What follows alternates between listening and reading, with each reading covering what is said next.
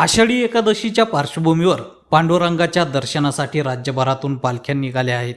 आषाढी वारीसाठी राज्यातून वारकरी चालत पंढरपूरच्या दिशेनं जात असतात.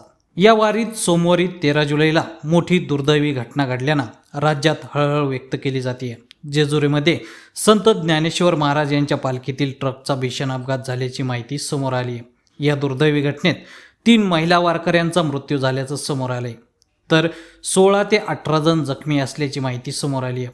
त्या पार्श्वभूमीवर अपघातात जखमी झालेल्या वारकऱ्यांची उपमुख्यमंत्री सुनेत्रा पवार यांनी हॉस्पिटलमध्ये जाऊन भेट घेतली आहे. जखमी वारकऱ्यांच्या तब्येतीची त्यांनी विचारपूस करून मानसिक धीर देखील दिला आहे. यावेळी सुनेत्रा पवार नेमकं काय म्हणाल्यात पहा. देवी घटना घडली, काय सांगाल? आत्ताच मी सगळ्या वारीमध्ये झालेल्या अपघातातल्या महिलांना भेटून आले. खरं तर ही अत्यंत वेदनादायी आणि दुःखद घटना आहे. एक ट्रक वारीमध्ये घुसला आणि त्याच्यामध्ये जवळजवळ 9 महिला जखमी आणि त्यातल्या 3 महिला मृत्यू पावलेल्या आहेत. त्यांना मी भावपूर्ण श्रद्धांजली वाहते.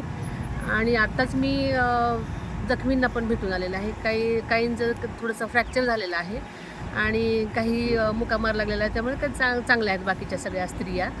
आणि जशी मला लगेच घटना कळली, मी लगेच इथे आले. मी ह्या साईडला होतेच, त्यामुळे मी लगेच इथे येऊन त्यांच्या उपचारासंबंधी सगळं देखरेखीखाली सगळे प्रशासनाला सूचना दिलेल्या आहेत की त्यांना सर्वतोपरी मदत करा, अशा मी प्रशासनाला सूचना दिलेल्या आहेत. आणि मृत व्यक्तींना आपल्याला माहिती आहे की GR आपला महाराष्ट्राचा मागेच निघालेला होता की मृत व्यक्तींना 4 लाख रुपये आपण शासनातर्फे देणार आहोत. जखमींचाही संपूर्ण खर्च आपण करणार आहोत. अपघात नेमका कसा झाला या संदर्भात काय सांगता? चालत असताना बहुतेक ते ड्रायव्हर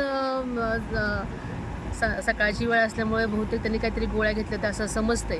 चौकशी अंती मला सगळी माहिती कळेल.